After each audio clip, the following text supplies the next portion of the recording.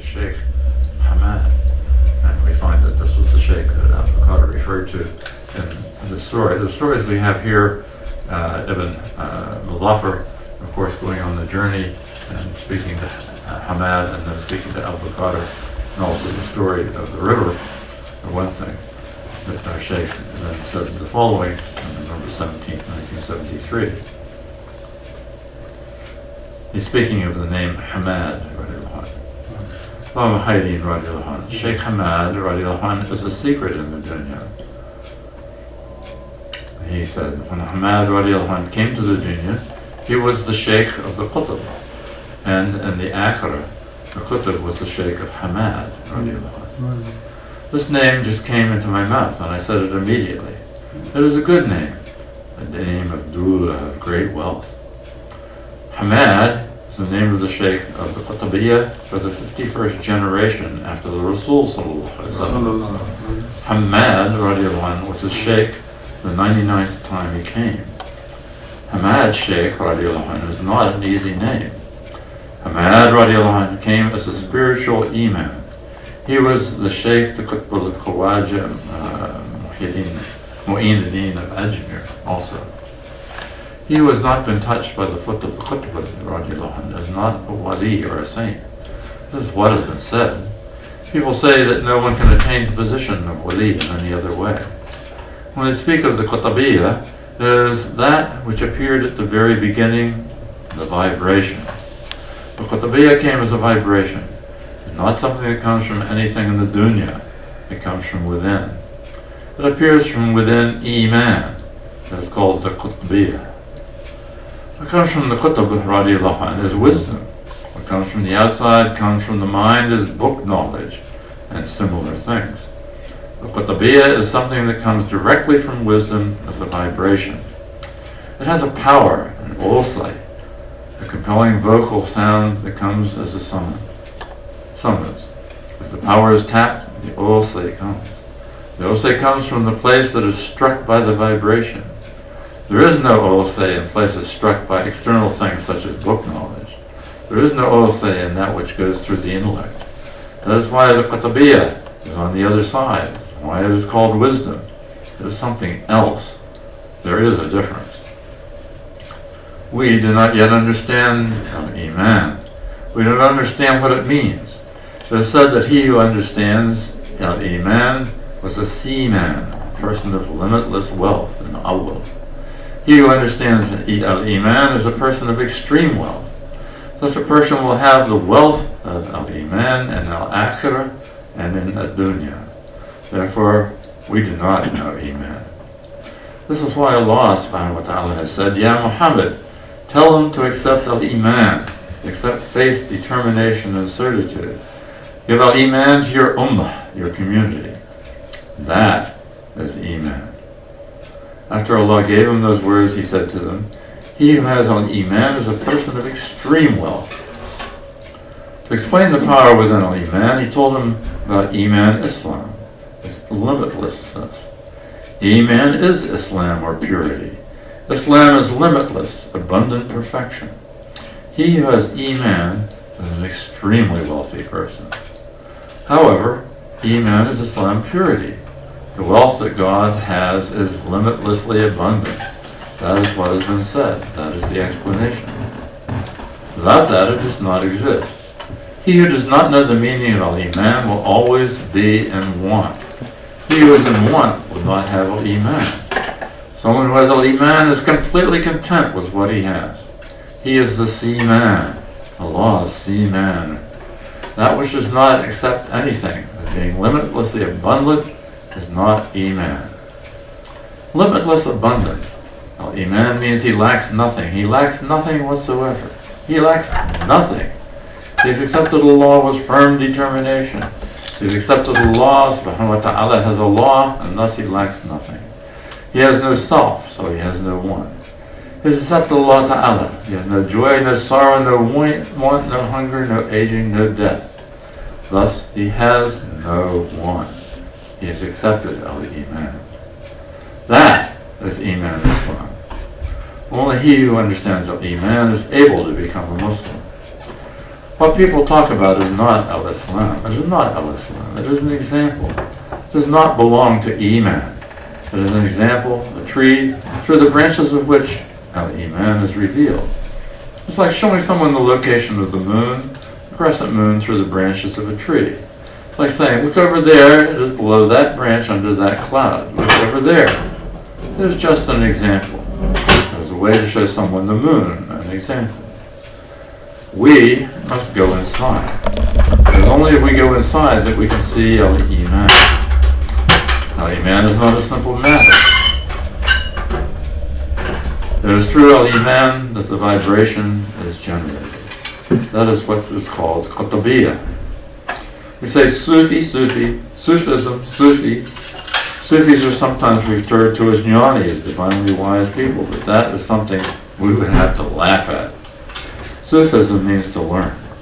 Sufi means udukkum, cessation, absolute disappearance. Everything is finished. Everything is stopped. It means maunam, or silence. There is no sound, nothing.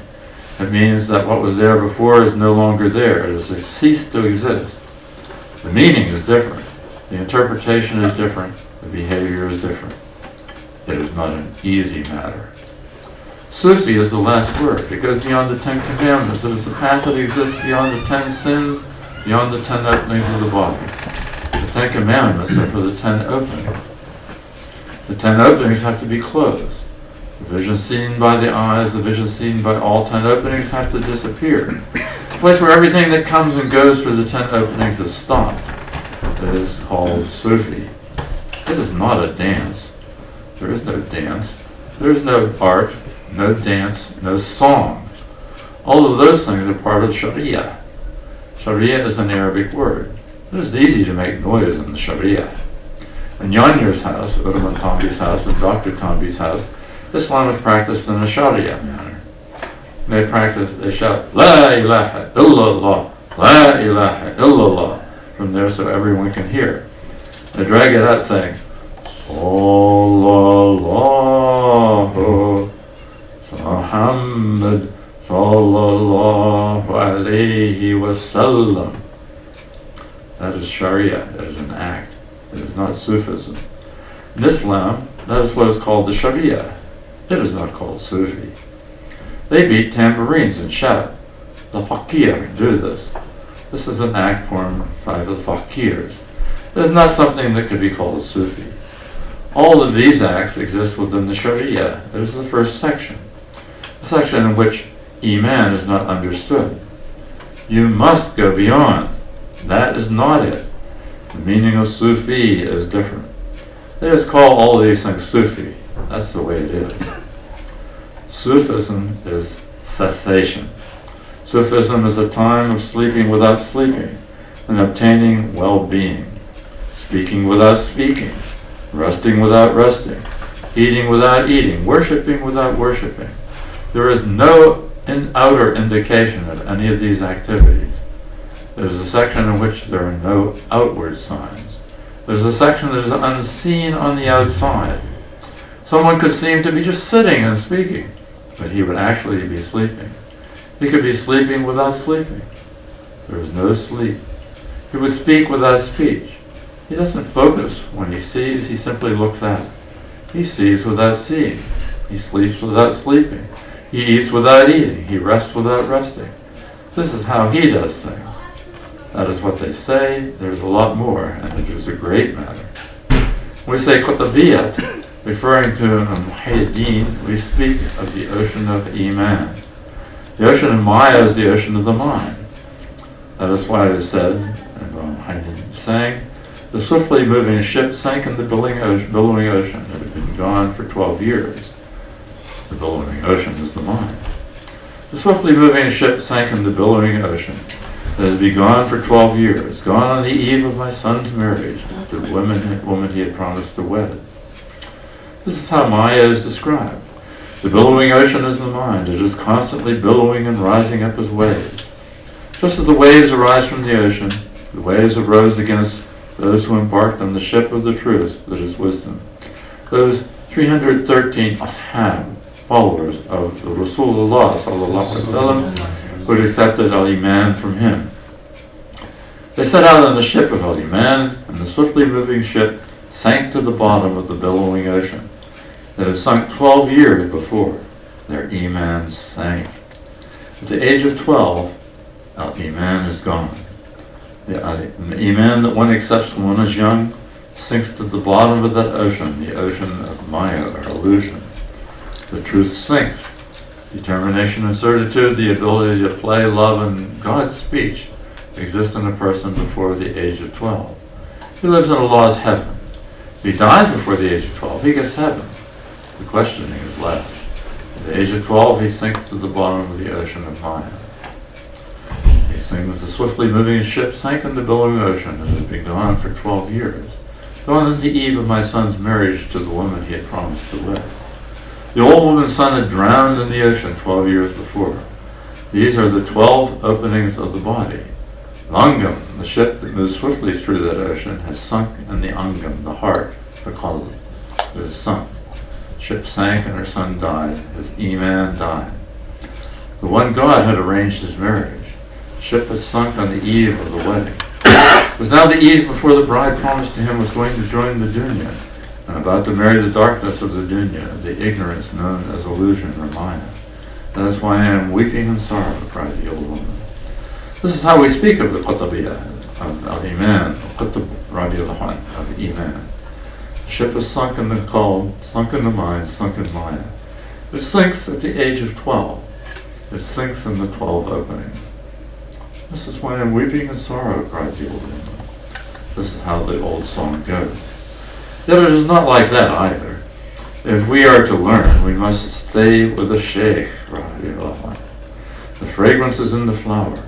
The fragrance was in the tree before. The tree was in the seed, and all its qualities were in the seed. After it grows and emerges from the seed, all the leaves that were within it will appear. Everything is within it. The branches appear. After the fragrance emerges, how long will the flower stay on the tree? How long will the fragrance last? Roughly 3 days, maybe 1 week. It will not last longer than that. The flower will fall or dry up. The fragrance will depart. As soon as it dries up, it's gone. If you wish to preserve the flower, what should you do? If the flower is plucked at the correct time in the 3-day period when it is fully open, then, if you extract the attar, if you extract the nectar, the essence, and you filter the fragrance, you can keep the fragrance and the qualities of the flower as an attar, a scent. The flower has perished. The fragrance has been separated from it and brought us the knowledge of the kind of flower it came from. Its quality has been brought to us, and its scent has been brought to us. A section of the body is like this. There's the thing that will leave after a time. Yet, just as we extract the fragrance from a flower, from the original, and if we filter it, the body is like a flower that lasts only for a certain time. If we learn from the Shaikh, filter the essence of what we learn, it will not die for a very long time. It will last for a long time. If you stay with the Shaikh and join him, taking the essence of his teachings, there will be no death. The flower may have died. The fragrance in the flower may have died. Desire has died. Selfishness has died. The nafs have died. They have all died. If you keep the essence, the original essence, its qualities of al-insan, the fragrance of Allah, the essence of his ruh, his soul, in a bottle, and touch a drop of it. The fragrance and the qualities will be clearly evident in that drop. You'll be able to tell what kind of flower it came from. That is how you have to be with a Shaikh. You must extract the truth of man, of Iman, before his body perishes. That which belongs to the earth will go back to the earth, but the truth will be extracted and kept. It will come to the other side. That's all very well. You talk. Talk about God.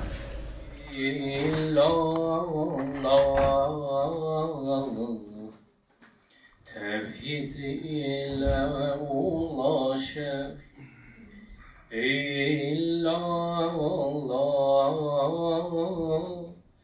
gönül dosta kavuşur illallah.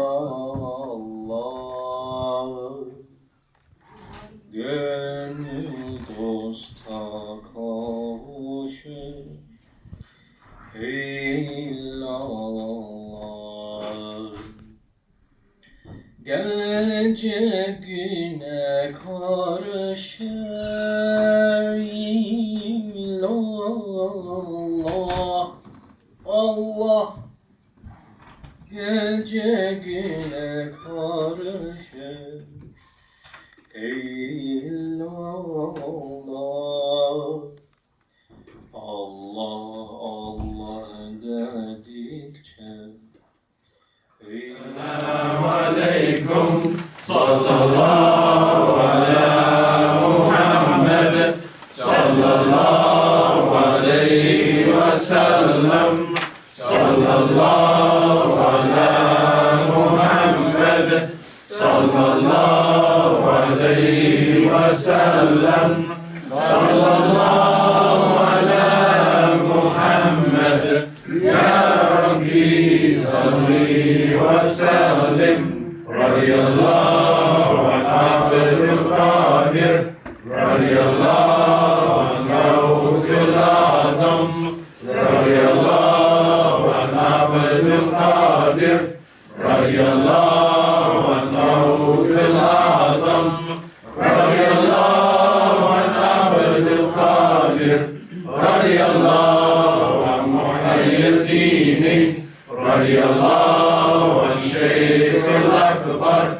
radiyallahu an Muhyiddin Ral, radiyallahu an Shaikh al-Akbar, radiyallahu an Muhyiddin Ral, radiyallahu an Shaikh al-Akbar, radiyallahu an Bawa Muhaiyaddeen. شجعان على الكير يا بصير يا خبير يا الله يا معين ارحم المادحين لوطنا محيدين سيد الصالحين ودع النستكر وهو بير نبير شجعان على الكير يا بصير يا خبير يا الله يا معين ارحم المادحين لوطنا محيدين سيد الصالحين وارضى عن نستكر وهو بير نبير شجعان على الكير يا بصير يا خبير وصلى الله وسلم على سيدنا محمد وعلى آله وصحبه أجمعين والحمد لله